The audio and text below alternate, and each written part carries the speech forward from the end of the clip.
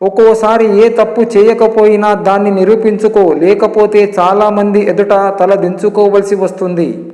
కన్నీటిని వదిలే బదులు ఆ కన్నీటికి కారణమైన వారిని వదిలేయటం ఉత్తమం పద్ధతి. జనన మరణాల మధ్య ప్రయాణం, మంచి చెడుల మధ్య సంగ్రామం, ప్రేమ పంతాల మధ్య గందరగోళం, ఏదో సాధించాలనే కుతూహలం, ఏమీ చేయలేనేమో అని నిరాశ, జీవితంలో పైకి రాగలనా అని నిరాశ, నిస్పృహ మధ్య ఉన్న జీవితమే మానవ జీవితం. ఏది ఏమైనా విధాత రాసిన రాతను మార్చలేనమనేది జగమెరిగిన సత్యం.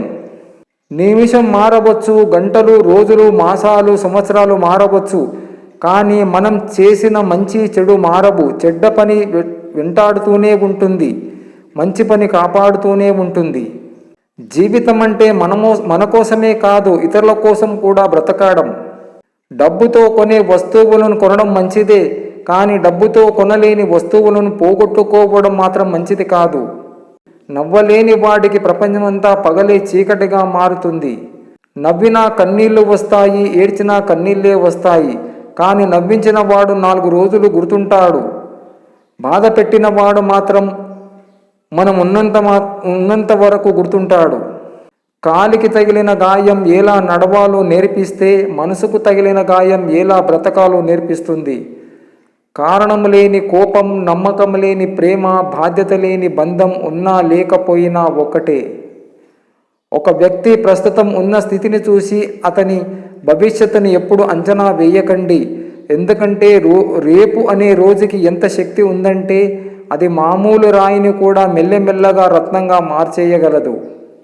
పక్షులకు కొంత ధాన్యం, పశువులకు కొంత గ్రాసం, మనిషి కొంత సాయం చేయాలి. ఇదే మనిషి జీవితం. సముద్రం మీద వచ్చే అలల మాదిరిగా కాకుండా సముద్రమంత లోతుగా మంచి ఆలోచనలు ఉండాలి. చాలా విచిత్రమైనది ఈ లోకం. ఇక్కడ అబద్ధాలు చెప్తేనే బంధాలు నిలబడతాయి, నిజం చెప్తే విరిగిపోతాయి.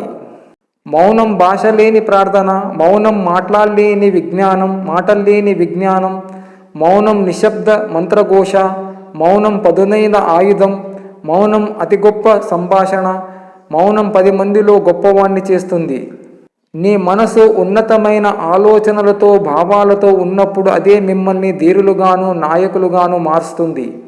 మనిషి తలకిందులుగా తపస్సు చేసినా తాను కూడబెట్టిన 1 రూపాయి కూడా తీసుకోపోలేడు. కానీ మనం పరులకు చేసిన సహాయం మొత్తం మన వెనుకాలే వస్తుంది. అదే మనిషికి నిజమైన సంపద. ఆ సంపదే భవిష్యత్తు జీవితానికి మంచి పునాది అవుతుంది. ఆకాశంలోనికి ఎగరాలి అనుకోవడం ఆశ, ఆకాశం కన్నా ఎత్తుకు ఎగరాలి అనుకోవడం అత్యాశ. ఆశ నెరవేర్చాలనుకో, అది నిన్ను బ్రతికిస్తుంది. అత్యాశ నెరవేర్చాలి అనుకుంటే అది బ్రతుకుతూ నిన్ను చంపేస్తుంది. కొమ్మలో కూర్చున్న కోకిల కనబడదు, కానీ దాని పాట వినిపిస్తుంది. మనసు ఎక్కడుందో ఎవరికి తెలియదు, కానీ అది పెట్టే బాధ మాత్రం అనుభవిస్తూనే ఉంటాం. మనం మాట్లాడే గడుసు మాటలు ఇతరులకు ఎంత బాధ పెడతాయో ఒకసారి ఆలోచించాలి. ఇతరులను ఎప్పుడూ కించపరచకూడదు. ఎవరి ఆలోచనలు వారివి, ఎవరి ఆలోచన స్థాయి వారికి ఉంటాయి. మౌనంగా ఉంటున్నాను అంటే మాట్లాడే ధైర్యం లేక కాదు, వాదించడం ఇష్టము లేక. వెతుక్కుంటూ వెళ్ళకు, అవమానపడతావు. ఎదురు చూస్తూ ఉండకు, మోసపోతావు. నిన్ను నువ్వు నమ్ముకో, ఇది నటన ప్రపంచం.